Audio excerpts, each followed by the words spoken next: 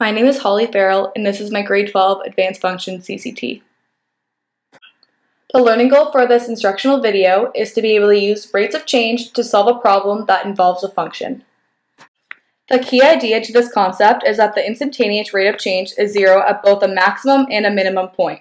As a result, the tangent lines drawn at these points will be horizontal. Before moving forward in this video, you must know how to differentiate a minimum point from a maximum. A minimum occurs when the instantaneous rate of change is negative before the value where the rate of change is zero and positive after. Graphically, the tangent lines must have a negative slope before the minimum point and a positive slope after. If the instantaneous rate of change is positive before the value where the rate of change is zero and negative after, then a maximum point occurs. Graphically, the tangent lines must have a positive slope before the maximum point and a negative slope after.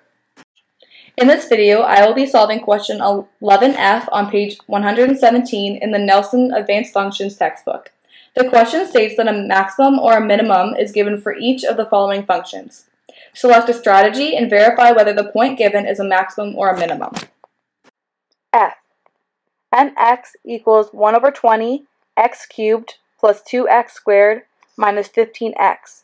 Negative 3 and 9 over 5 being either a maximum or a minimum. Since the question tells you that the point given is either a maximum or a minimum, it is safe to say that the instantaneous rate of change is 0 at the point negative 3 and 9 over 5. Like I said earlier, whether the point is a maximum or a minimum, the slope of the tangent line at negative 3 and 9 over 5 has to be 0. Begin this question by factoring out the x.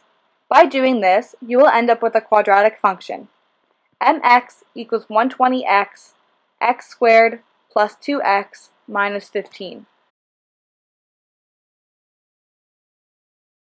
Put the function in factored form to find the zeros. They will be used later on. Mx equals 120x, x plus 5, and x minus 3. To determine whether the point is a maximum or a minimum, the shotgun method can be used. This method consists of picking numbers on either side of the point. This allows you to see what is happening to the function at that specific location. From here, we take our 2 points, negative 4 and negative 2, and plug them into the equation.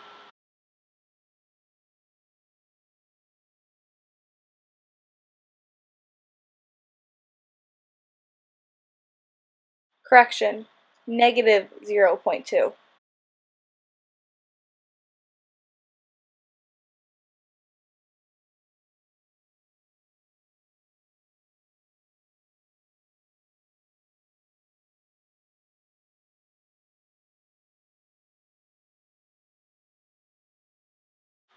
Correction, negative 0.1.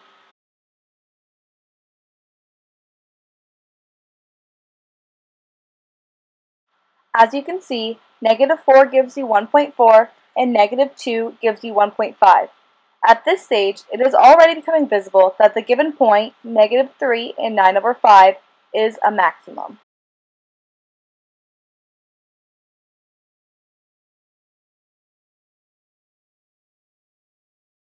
To further explain why the point is a maximum, we can use the slope formula to calculate the instantaneous rate of change of the points to either side of negative 3 and 9 over 5. These are the coordinates that will be used in the slope calculations.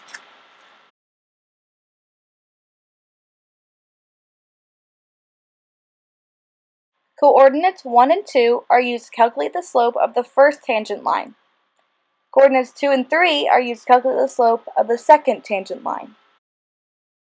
Here, I am using the coordinates to the left and plugging them into the slope formula y2 minus y1 over x2 minus x1.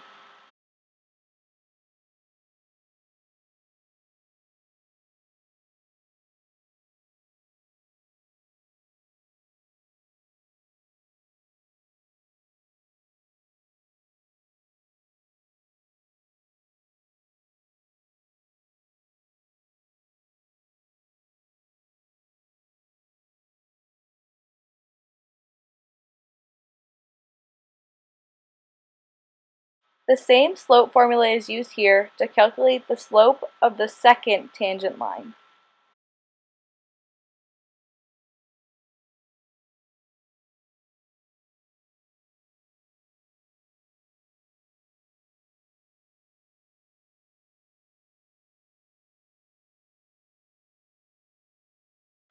It is now very clear that a maximum occurs at the point -3 and 9/5.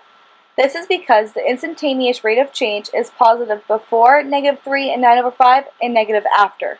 Graphically, it is also visible that the point is a maximum because the tangent line has a positive slope before -3 and 9/5 and a negative slope after.